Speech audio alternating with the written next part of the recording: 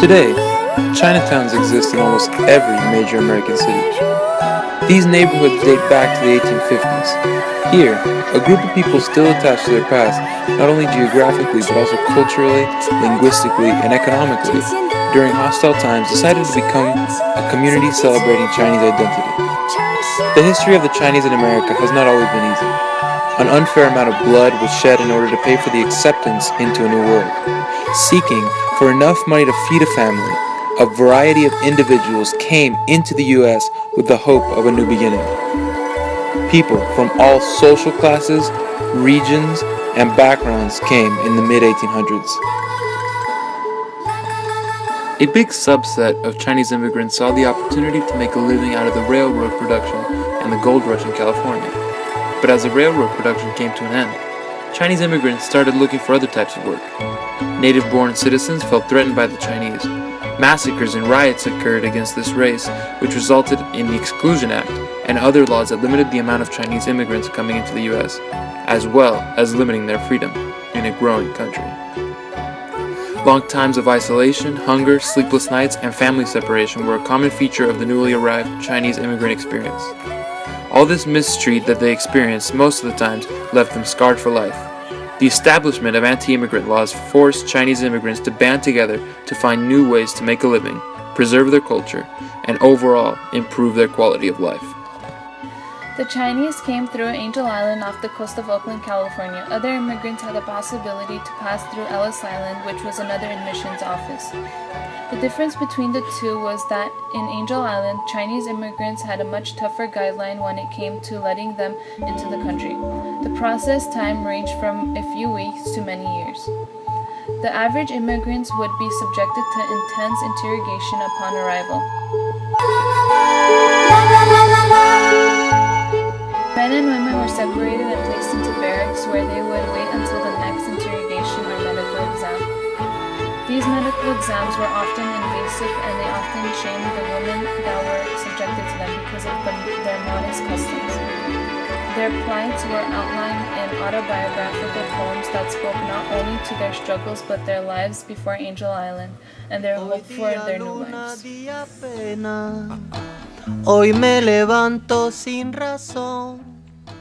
America has power, but not justice. In prison, we were victimized as if we were guilty. Given no opportunity to explain, it was really brutal. I bow my head in reflection, but there is nothing I can do. Originally, I have intended to come to America last year. Lack of money delayed me until early autumn. It was on the day that the Weaver Maiden met the cowherd that I took passage on the President Lincoln. I ate wind and tasted waves for more than 20 days. Fortunately, I arrived safely on the American continent. I thought I could land in a few days. How was I to know I would become a prisoner suffering in the wooden building? The barbarians' abuse is really difficult to take. When my family's circumstances stir my emotions, a double stream of tears flow. I only wish I can land in San Francisco soon, thus sparing me the additional sorrow here. This is a message to those who live here not to worry excessively. Instead, you must cast your idle worries to the flowing stream. Experiencing a little ordeal is not hardship. Napoleon was once a prisoner on an island.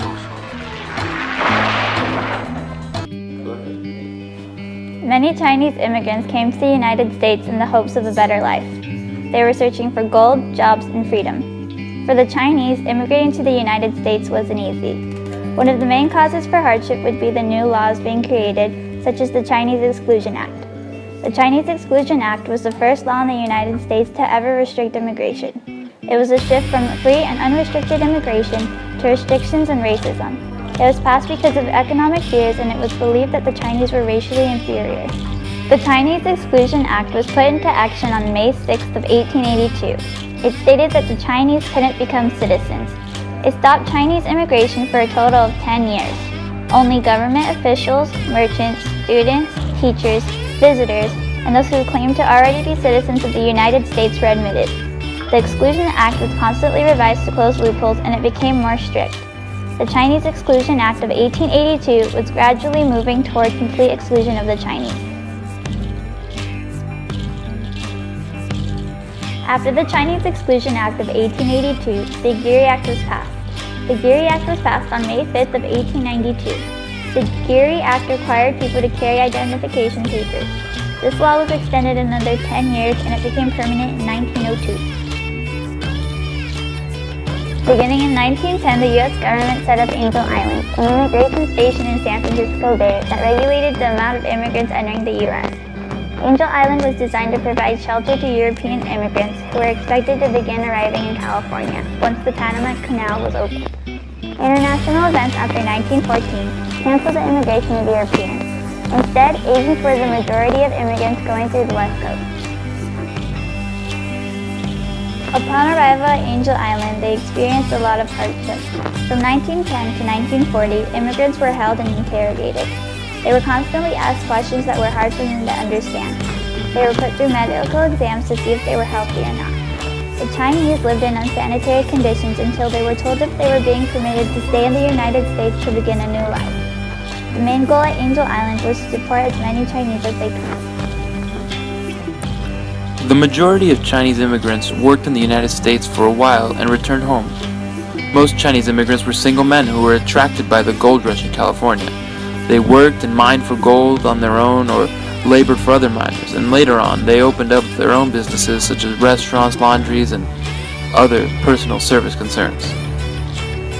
The Chinese appeared sinister and exotic to Americans.